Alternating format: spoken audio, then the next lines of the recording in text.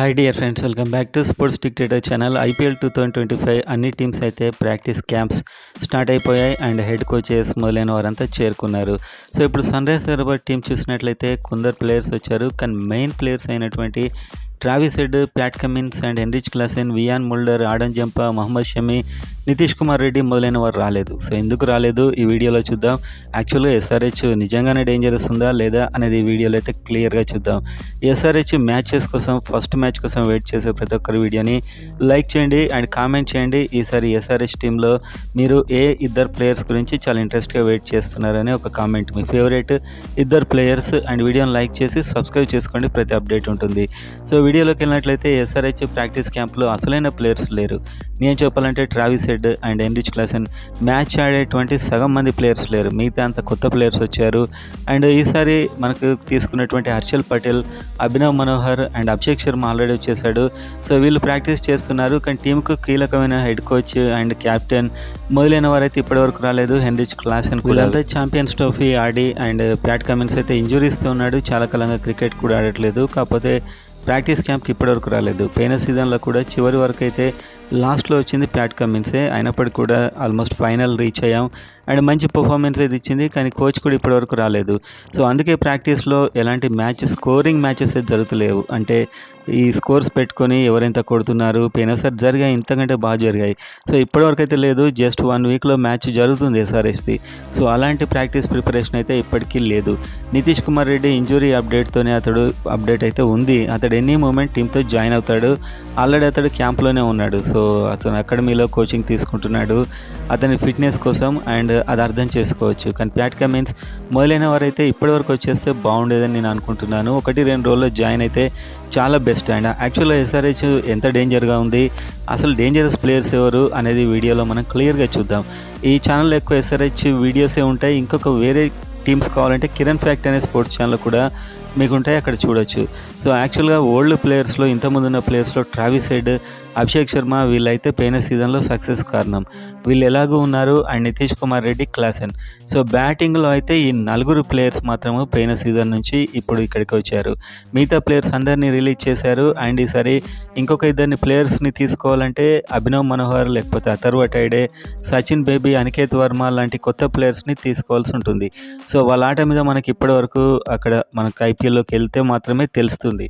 So head and Abhishek Sharma, Nitish Kumar Reddy, Klaasen వీళ్ళలో ఎవరో ఒకరు ఖచ్చితంగా పర్ఫామ్ చేయాల్సి అయితే ఉంటుంది డెఫినెట్గా.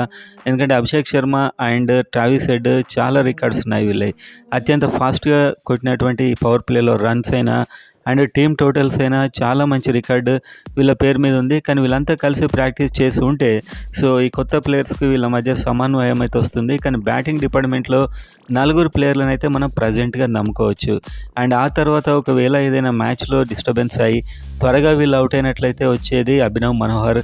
సో ఇతను కూడా మంచి పేరు ఉంది, మనం చాలా వీడియోలో చెప్పుకున్నాము. అండ్ బ్యాకప్గా చూస్తే అథర్వ టైడే, అనికేత్ వర్మ అండ్ సచిన్ బేబీ ఎంతైనా వాళ్ళు కొత్త ప్లేయర్స్. సో మన ఎక్స్పెక్టేషన్కి తగినంత వాళ్ళు ఆడడం అయితే మనం ఫస్ట్ సీజన్లోనే ఎక్స్పెక్ట్ చేయలేం. సో హిట్ అయితే కావచ్చు, కాకపోతే ఈ ప్రాక్టీస్ సెషన్లో ఈ స్కోరింగ్ పెట్టుకొని మ్యాచెస్ ఆడినట్లయితే పర్ఫెక్ట్ ఐడియా వచ్చేది. పోయిన సీజన్లో ఇవి లైవ్ కూడా ఇచ్చారు మనకు సన్ రైజర్స్ ఐపీఎల్ ఛానల్లో, ఈ మ్యాచెస్ లైవ్ కూడా వచ్చాయి. అదే మ్యాచెస్లో నితీష్ కుమార్ రెడ్డి అయితే షైన్ అయ్యాడు. ఆ విధంగానే అతనికి కోచ్ అయితే ఛాన్స్ ఇవ్వడం జరిగింది. అండ్ ఇలానే హెడ్ కోచ్ లేకుండా నెట్స్లో బౌలర్స్తో ప్రాక్టీస్ చేస్తే మ్యాచ్ ప్రాక్టీస్ అయితే రాదు.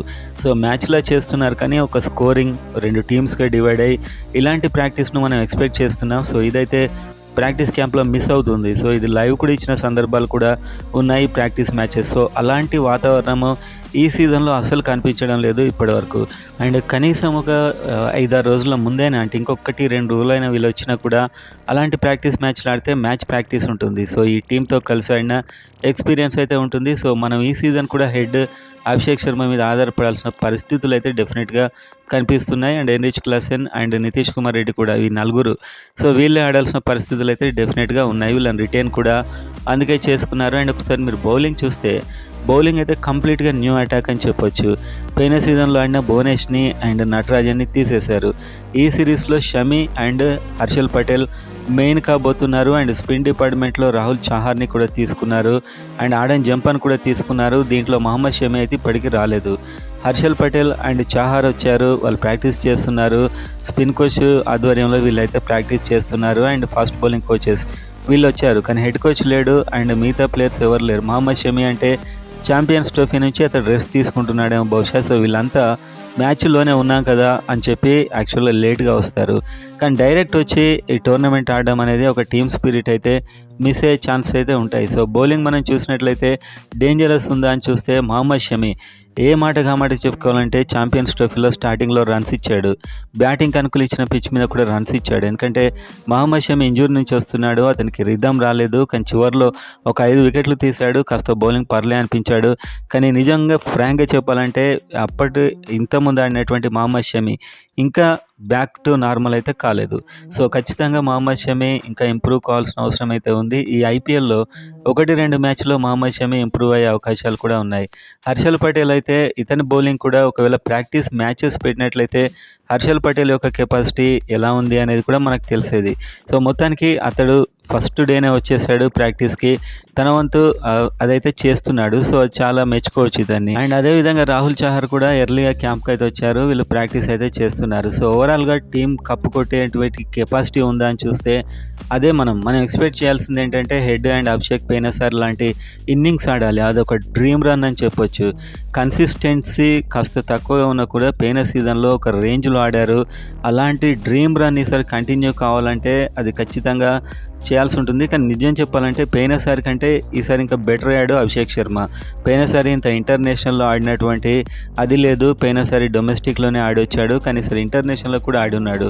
అండ్ ట్రావిస్ హెడ్ యథావిధిగా ఫామ్లో అయితే ఉన్నాడు. సో ఈసారి కప్పు కొట్టాలంటే మెయిన్గా ఒక 4-5 ప్లేయర్స్ నేమ్స్ అయితే నేను చెప్తాను. వీళ్ళు పోయిన సీజన్ కంటే బెటర్గా ఆడాల్సి ఉంటుంది.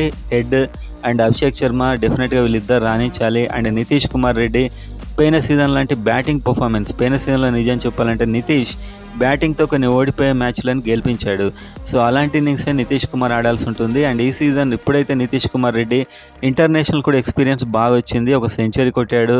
అండ్ ఈ సీజన్ ఒకవేళ ఫిట్నెస్ కనుక కరెక్ట్ ఉన్నట్లయితే పోయినసారి కంటే నితీష్ కుమార్ రెడ్డి ఈసారి బాగా ఆడతాడు. అండ్ హెన్రిచ్ క్లాసెన్ పోయిన సీజన్ కంటే ఈసారి అతని జోరు కాస్త తగ్గింది. పోయిన సీజన్ ఒక ఐపీఎల్కి వచ్చే వరకు అతడు హెన్రిచ్ క్లాసెన్ అంటే బౌలర్స్ భయపడేంత ఫామ్లో ఉండేవాళ్ళు.